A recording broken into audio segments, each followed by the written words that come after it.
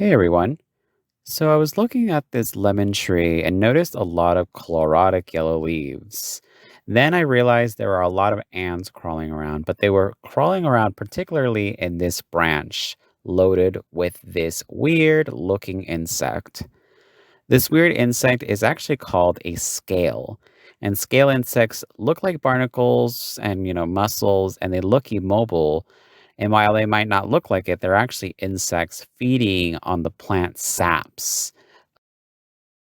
There's a symbiotic relationship between the insect scale and the ants.